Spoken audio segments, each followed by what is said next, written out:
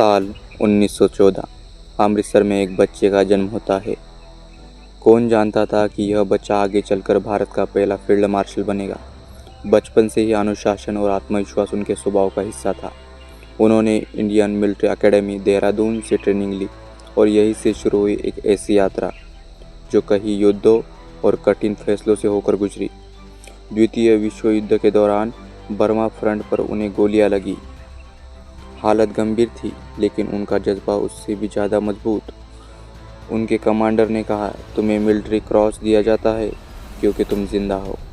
यही से उनकी पहचान बनी एक ऐसे सैनिक की जो हार मानना नहीं जानता।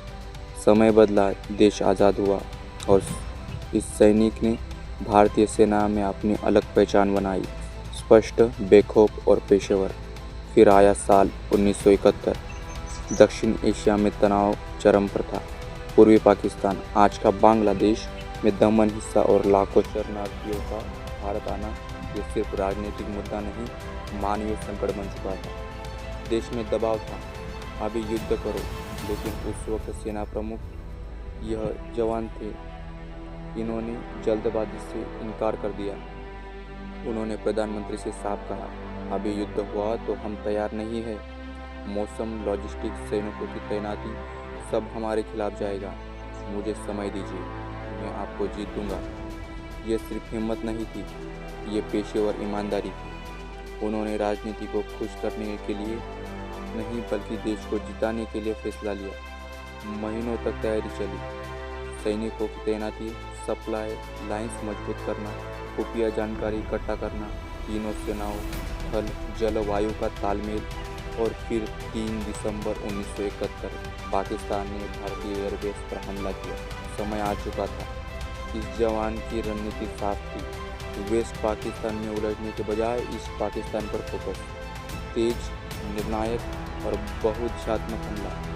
भारतीय वायुसेना ने आसमान पर नियंत्रण लिया, नौसेना ने समुद्र रास्ते बंद कर दिए, थल सेना ने तेजी से ढाका की ओर बढ़त बनाई।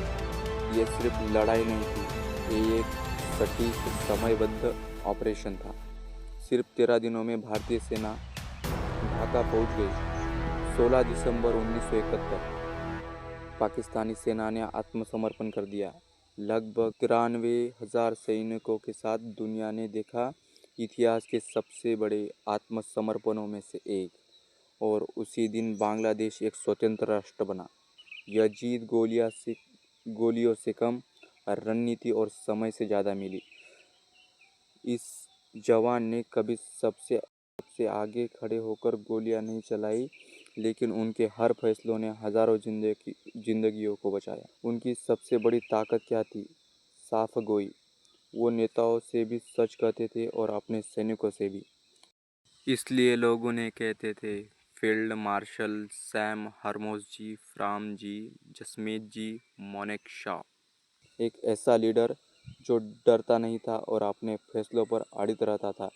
बाद में उन्हें भारत का पहला फील्ड मार्शल बनाया गया, लेकिन असली सम्मान उन्हें पहले ही मिल चुका था, अपने सैनिकों के दिलों में।